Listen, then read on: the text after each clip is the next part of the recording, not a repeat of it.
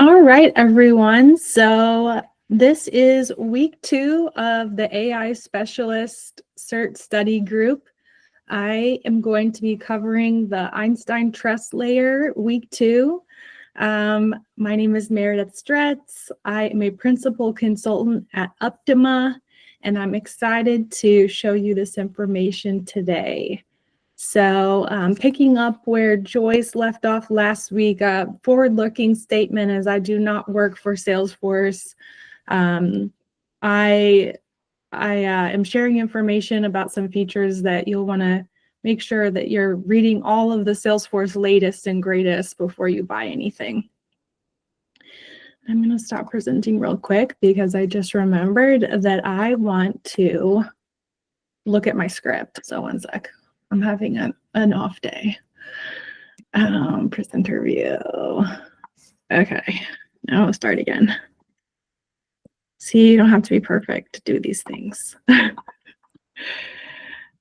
Thanks, Katrina. Okay, so with that, within Optima, we had a really good call yesterday, internal all hands, and our CEO talked to us about this really cool tool called Notebook LM.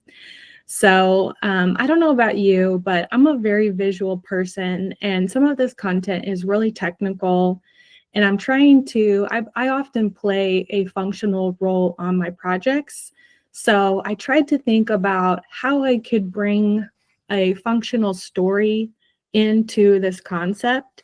And so I use this tool called Notebook LM, where you can add resources. So I pulled from the Salesforce community that posts on YouTube. I posted some of those videos using the keywords of that trust layer. And then I pulled help articles and pulled it into that Notebook LM tool. And then I also gave it a prompt. And so that prompt helped me tell a story that I will be showing you in a second. I also use Bing Image Creator. So Gemini, Google Gemini creates images as well, but I really like the Bing images. I think they're just super fun. So now that that's out of the way, let's get to the fun part. I want you to imagine a famous celebrity. Let's call her Ava. She wants to relax and rejuvenate at a high-end spa.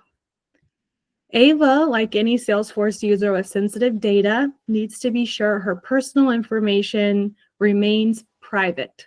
This is where the Einstein Trust Layer comes in, acting as a security system to protect her data, just like the spa has a system to ensure that they're protecting her privacy.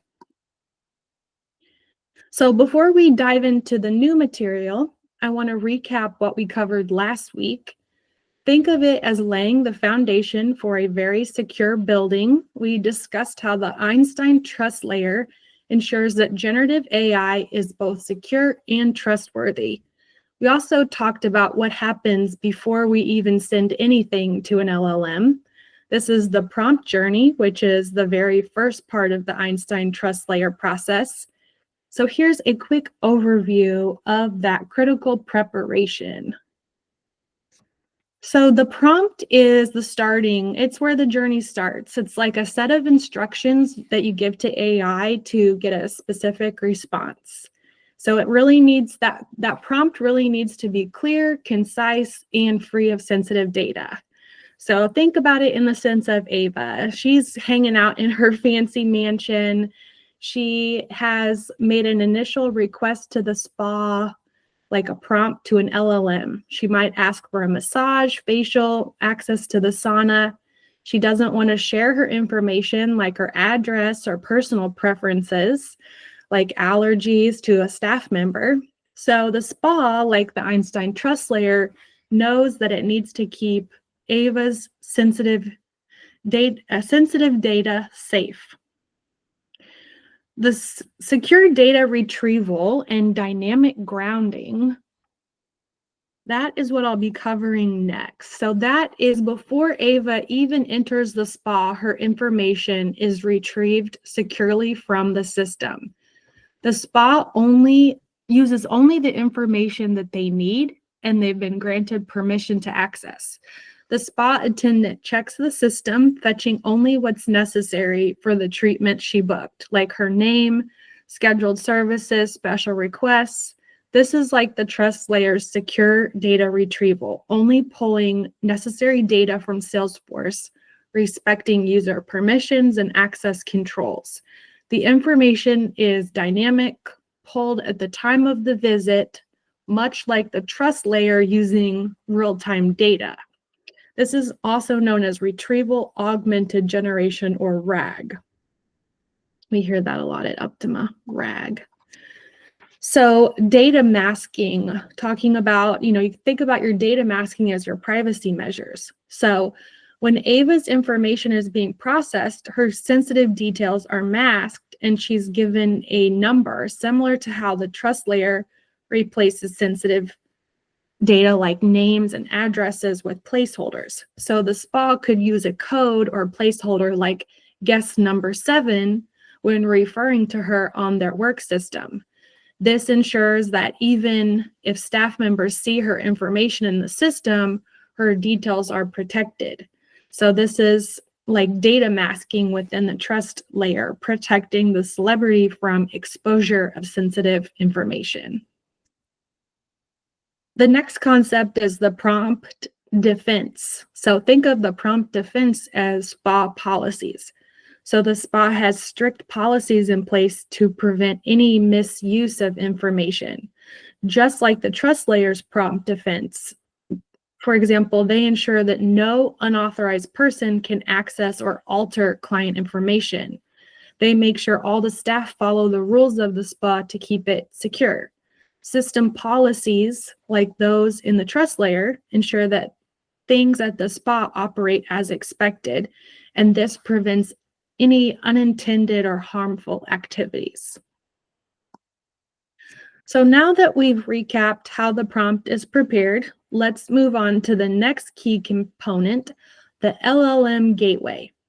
Once the prompt is ready, it needs a secure path to reach the LLM. Think of the gateway like a secure portal, directing traffic to the right destination. Managing connections with various model providers, the gateway represents a single way to communicate with multiple data sources, ensuring each interaction is controlled. This is where we start to connect to the outside world while maintaining all of our protections. So the secure portal, we can use the analogy of the spa's front desk. The front desk is like the LLM Gateway, a secure portal where all requests are managed. The spa has only one place that all information comes and goes through. When the spa needs to access external resources, they use the secure front desk to protect client information. The Einstein Trust Layer's LLM Gateway acts as a secure intermediary for interactions with various AI models. It controls all communications and ensures it's secure. The information is encrypted while going to the model. It travels through a secured tunnel like the Einstein Trust Layer, encrypting data to protect it during transfer. Then we can talk about the zero data retention policy, and that is the spa's promise of privacy. So no storage is a concept that was discussed where the spa ensures that all data related to Ava is deleted once she leaves. Think about that as no storage. It ensures no trace of her visit is stored externally, and that mirrors the zero data retention policy, which ensures the LLM partners, like think about OpenAI or Claude, they don't store any data after a response is generated. So like the spa, Salesforce ensures data is not retained for model training or any other use. So, they're not going to keep that data to use for other clients. So the LLM providers like OpenAI do not store prompts or responses. Data deletion is another concept that I read about. So the spa delete, you can think about this as the spa deleting all the information once Ava checks out. So she leaves the spa, they've deleted her information. This is like how the LLM deletes all of the data that has been sent after the response has been generated. And then no human review is like the spa ensuring the staff is trained on data handling. So the trust layer ensures that no third-party personnel will be viewing the prompts or responses that have been sent through the LLM. Data is not reviewed by humans at third-party providers. So all of this, in summary, means that you can control your data and you don't have to worry about these LLM providers using it. So I can see this really important for security officers in an IT organization. The next concept is connecting to external services. So you can think of this as the spa's special amenities. So when the spa needs external resources, it uses a secure gateway. For instance, when Ava's massage therapist uses an external service for special oils, the LLM Gateway in a similar way manages the connection to external services and models like OpenAI. That's the secure gateway. Content moderation is whenever the spa may have policies or technologies to prevent misuse. Just like Salesforce uses moderation APIs to ensure there's nothing harmful or unexpected. So that's where that Einstein Trust Layer, it handles external models. When a prompt is sent to an external LLM like OpenAI, it goes through that secure LLM gateway. And that gateway ensures that the data remains encrypted and protected as it travels outside the Salesforce environment. And it's like having that very secure tunnel for your data, keeping it safe, even when it's not within your direct control. And then the final concept that I'll be reviewing today is bring your own model. Sometimes you'll see that as BYOM, and you can think about that as Ava's choice of amenities. So what this BYOM gives you is flexibility. If Ava wants to bring her own special lotions or oils, the spa allows that. This is like the Trust Layer's BYOM feature. It allows a user to use their own preferred AI tools with Salesforce data. Just as the spa allows guests to customize their experience, the BYOM allows users to integrate their own AI. Bring your own model BYOM is a capability of Einstein Studio, a user-friendly platform that enables businesses to create and use different kinds of AI in Salesforce. With this capability, data scientists and admins can build machine learning models externally and connect them with Data Cloud to operationalize their models. A zero-copy approach provides direct access to Salesforce data in external ML platforms. This approach eliminates the need to duplicate data, and it enables the delivery of expert models. After connecting models in Data Cloud, businesses can easily consume predictions or recommendations in Salesforce. While creating, training, and deploying models requires coding, expertise for setup in the platform, connecting to the models is simple. So next week, Tiffany will cover our third and final presentation where she will review the response journey. So thank you. Does anyone have any questions about what I covered today? No, but I appreciate that you used an example that was easy to understand because I love the spa, so I totally get that one. I agree. It made it a lot easier to like see it in real life. The storytelling component, and I feel like I think that's what we've all kind of tried to transition to over the last couple of years, especially is really connecting and being able to tell that story. So I really appreciated getting to see that. Well, since I went through it so quickly, I wanted to show you all kind of how I used AI to help me with this. And, I was like kind of reflecting back about, when we were in the study group before, Branda, I think you're the only one that showed up today, is like it used to take a long time, for me personally, to like read all the articles and put them in the slides and come up with images and like Google images and try to find the right one. And so, one of the things I wanted to show you here is this notebook LLM, in case anybody else wants to use it for their presentation. So I started this, if you just, Google notebook LM, and I created a new notebook. I did not pay for this. From my notebook, you can add sources. So I pulled from YouTube. I also used help articles from Salesforce and pasted those as text.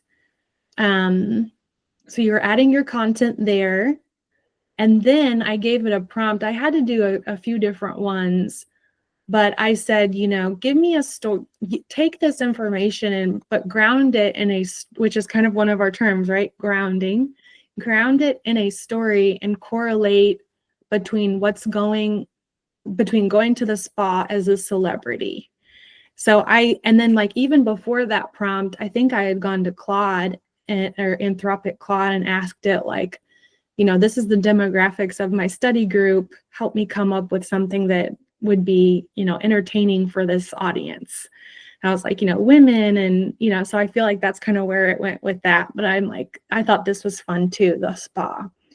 So then it like pretty much put it together for me. And what I really like about this tool is it gives you a little number and it will cite exactly where that information came from.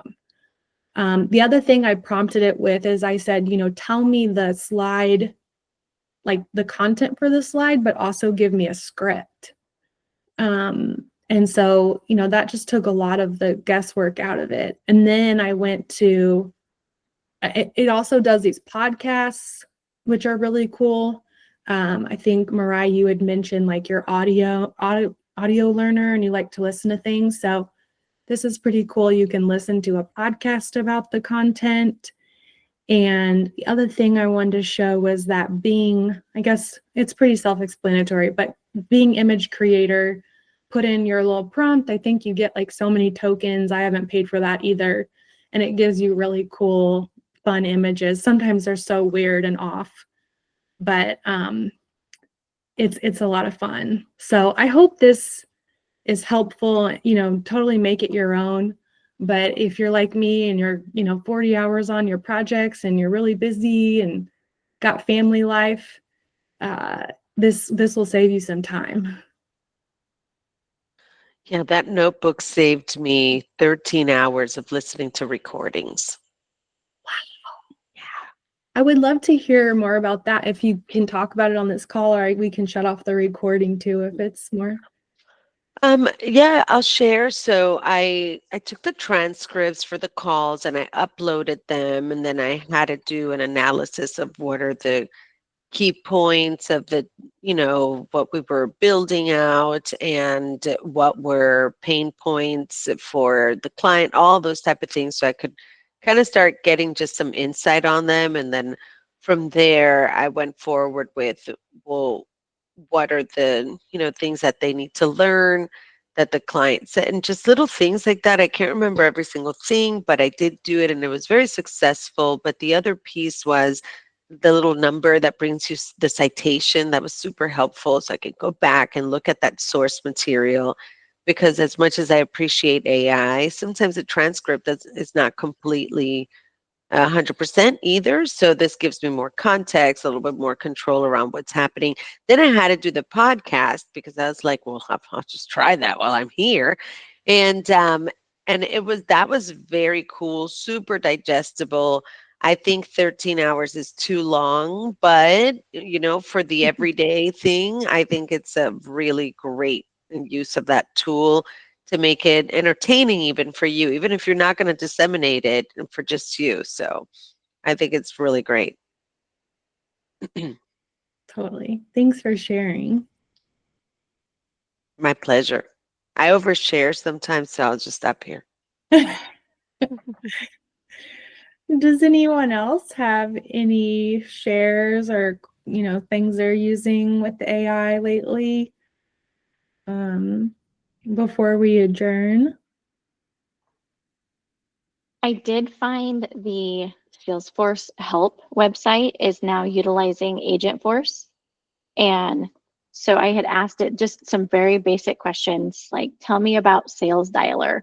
And it came up with all of the features. It came up with considerations before implementing. It came up with links to all of the supporting documentation. So I thought that was kind of interesting and really helpful because then I didn't have to Google it and search it and all of that. It was just there.